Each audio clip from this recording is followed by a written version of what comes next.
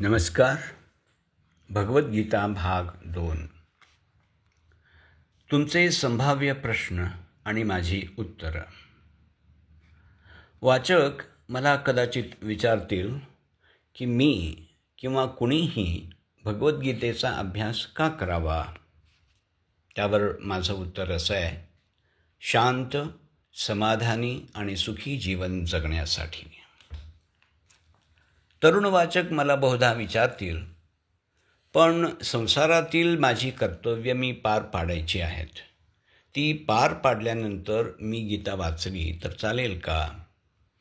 त्यावर माझं उत्तर असं असेल, गीता संसारी माणसांपासून ते संन्याशांपर्यंत सर्वांसाठी आहे. संसारी अर्जुनाला कर्तव्य पालनाला प्रवृत्त करण्यासाठीच गीता सांगितली गेली नाही का?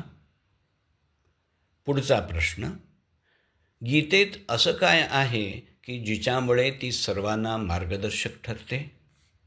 यावर माझं उत्तर असं आहे, कर्तव्य पालनाची दिशा दाखवण्याबरोबरच गीता जीवनाच्या अनेक अंगांचा विचार करते.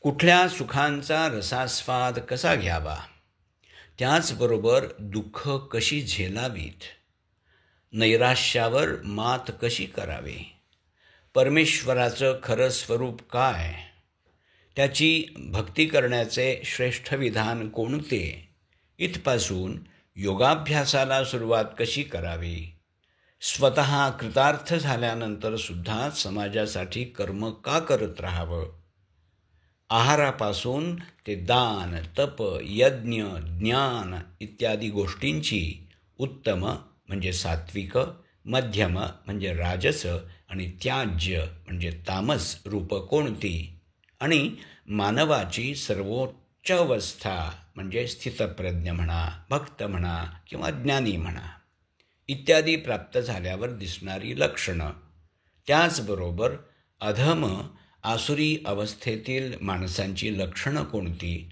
अशा विविध अंगोपांगांचा गीतेत परामर्श घेतलेला आहे. पुढचा प्रश्न, मला हे सगळं जमेल का? त्यावर माझं उत्तर असं आहे, या पुस्तकाच्या काही प्रकरणातील पूर्वार्धात त्या विषयाचं सोपं विवेचन करण्याचा मी प्रयत्न केलेला आहे. मोजकी अवतरणं आणि संदर्भ वापरलेले आहेत. ज्या वाचकांना अधिक सविस्तरपणे विषय समजून घ्यायचा असेल त्यांच्यासाठी प्रकरणाच्या उत्तरार्धात विस्तृत विवरण केलेलं आहे.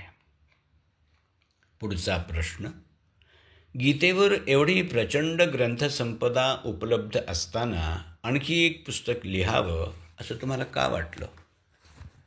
त्यावर माझं उत्तर असं आहे, आपण बऱ्याच वेळा असं पाहतो की लहान मुलांना त्यांच्या भावंडांनी किंवा मित्रांनी काही सांगितलं तर ते लगेच पटतं. वडील माणसांनी किंवा शिक्षकांनी काही सांगितलं तर भीतीपोटी मुलं कदाचित ते करतील, पण ते मनापासून नसेल तर अनिच्छेनं केलेलं असेल. तत्त्वज्ञानाच्या बाबतीत आपण सर्वसामान्य माणसं लहान मुलांच्या पातळीवरच असतो. त्यामुळे माझ्यासारख्या सामान्य माणसानं सांगितलेले इतर सर्वसामान्यांना लवकर पटेल आणि रुचेल अशी मला आशा आहे. या उद्देशानं हे पुस्तक लिहिण्याचा खटाटोप मी केलेला आहे. गीतेसंबंधी स्वामी विवेकानंद काय म्हणतात ते आपण बघूयात. The Gita is like a bouquet composed of the beautiful flowers of spiritual truths collected from the Upanishads. The Gita is the gist of the Vedas. It is the gist of the Upanishads and harmonizes the many contradictory parts of the Upanishads. Gita ही एखाद्या सुंदर पुष्पगुच्छासारखी आहे, जिच्यातली फुलं ही उपनिषदातून गोळा केलेली आध्यात्मिक सत्यवचनं आहेत. गीता ही वेदांचे आणि उपनिषदांचे सार आहे. ती उपनिषदात आढळून येणाऱ्या परस्पर विरोधी विचारांचा समन्वय करते. लेखक विजय पांडुरंग जायदे, वाचक डॉक्टर अमृत यार्दी क्रमशः.